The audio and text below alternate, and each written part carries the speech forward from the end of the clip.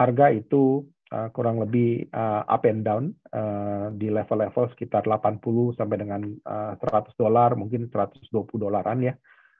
Kemudian tiba-tiba COVID datang, kita melihat bahwa demand turun, supply juga turun ini drastis, sehingga dari price itu sendiri sempat mencapai level sekitar $45 per ton.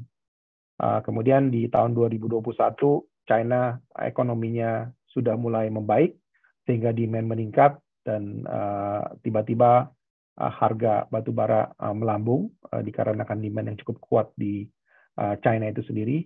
Kemudian di awal-awal 2022, di Februari 2022 terjadi perang antara Rusia dan Ukraina. Rusia sendiri merupakan eksporter batu bara keempat terbesar di dunia. Jadi begitu ada perang, semua supply daripada batu bara terganggu. Sebenarnya bukan batu bara saja, tapi pertama adalah supply daripada gas itu sendiri terganggu, yang mana biasanya diekspor ke negara-negara Eropa. Kemudian karena harga gas, supply gas terganggu, maka harga gas itu sendiri juga naik cukup tinggi. Kemudian akibatnya negara Eropa beralih ke batu bara. Namun dikarenakan ini juga sudden reaction, supply dari batu bara juga tidak cukup, akibatnya harga batu bara juga melambung cukup tinggi. Dan proses ini, tren ini meningkat cukup tinggi sampai dengan bulan November 2022, di mana batu bara mencapai all-time high-nya di level sekitar 430-an US dollars. Nah, kemudian kita melihat di bulan November, Desember, kita melihat kecenderungan batu bara yang turun. Nah, itu sebenarnya kenapa? Nah, itu yang mungkin kita dapat lihat. Pertama adalah dari sisi negara Eropa, mereka sudah aware bahwa supply daripada Rusia itu sendiri akan terganggu. Dan mereka akan memasuki musim dingin di bulan Desember, di bulan mungkin di November, Desember, Januarian. Jadi mereka sudah begin untuk restocking daripada inventory batu bara mereka.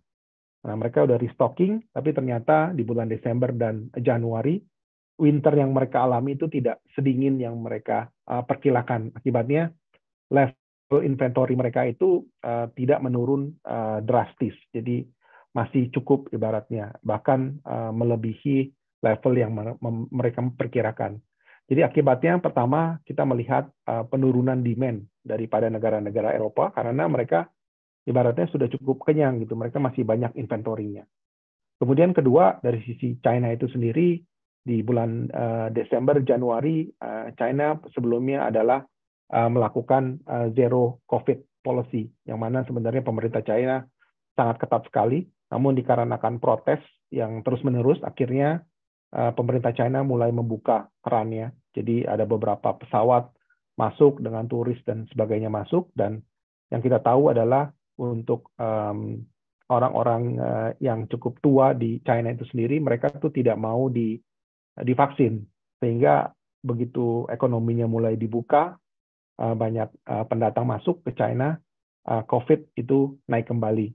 Nah, akibatnya ekonomi juga kena impact, sehingga dari sisi demand juga terganggu. Akibatnya China juga demand daripada China untuk kebutuhan batu bara juga menurun.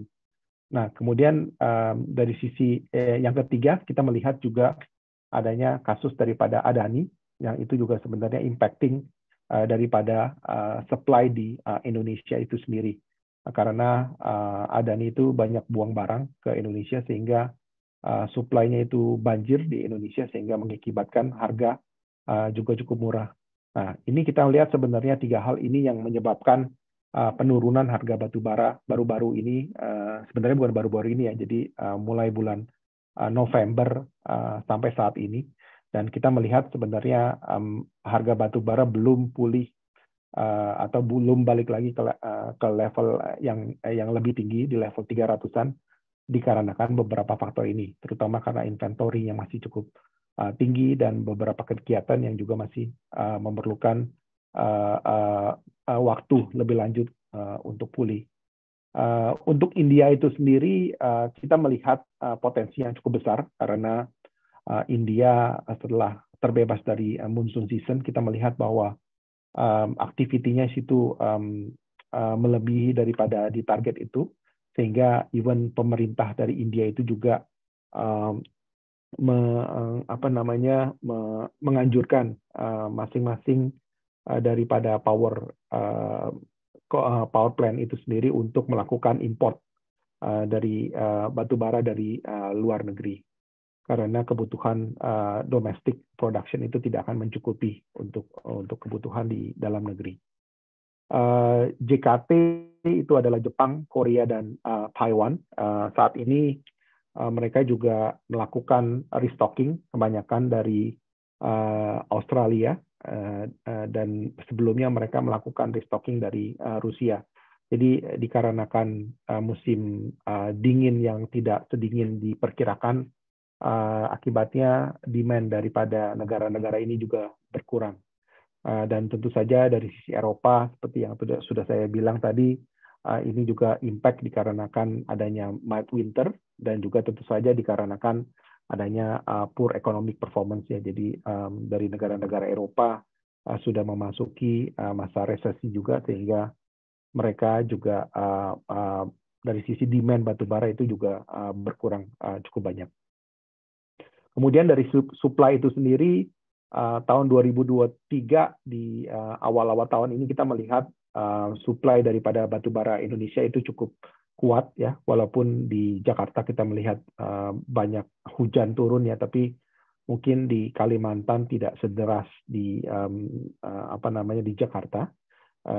Kemudian dari sisi Australia juga kita melihat bahwa sebelumnya Australia itu terganggu dikarenakan adanya faktor La Nina, tapi sejak di bulan Desember, pertengahan Desember itu cuacanya sudah membaik, sehingga kita melihat bahwa Australia ini ke depannya akan mampu sementara ini menggantikan beberapa supply dari Rusia, walaupun kita memprediksi akan terdapat kekurangan beberapa puluh juta ton batu bara yang biasa disuplai daripada Rusia itu sendiri.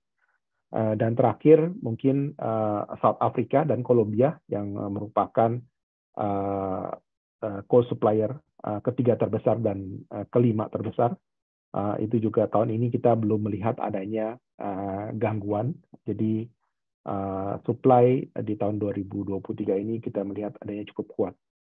Namun ya memang dari sisi resiko apabila terjadi sesuatu, misalnya adanya railway blockage atau mungkin adanya demo, biasanya tuh employee atau karyawan-karyawan di labor di Kolombia itu suka melakukan demonstrasi, mogok kerja dan sebagainya, yang berakibat adanya penghentian operasi sementara di Kolombia.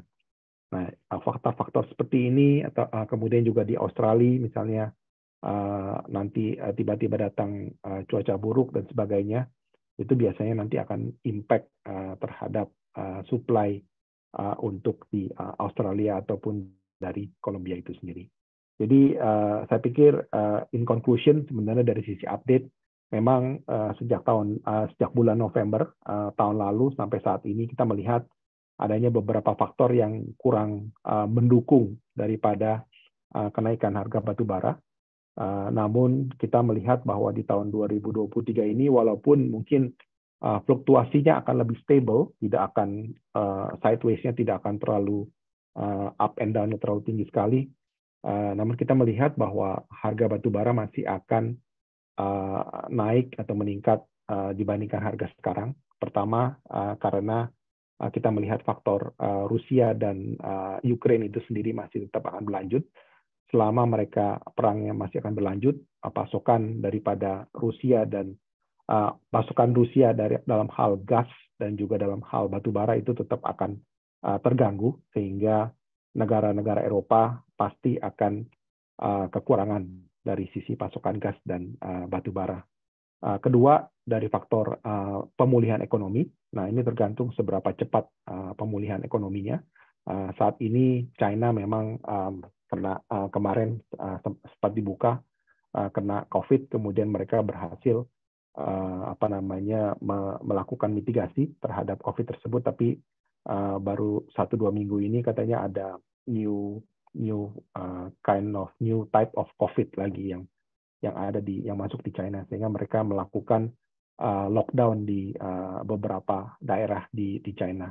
Jadi dari sisi demand kita melihat bahwa China juga belum pulih saat ini. Tapi mudah-mudahan beberapa bulan ke depan nanti kita expect ekonomi daripada China itu akan bisa pulih. Oke, mungkin selanjutnya saya mungkin agak lebih cepat saja ya. Jadi dari sisi sales di 2022 kita melihat sales kita achieve di level 18,9, di mana China still our largest contributor di 31%, dilanjutkan oleh Indonesia karena kita ada DMO sebanyak 25% dari production kita. Karena kemudian Jepang sebesar 15% karena beberapa call kita terutama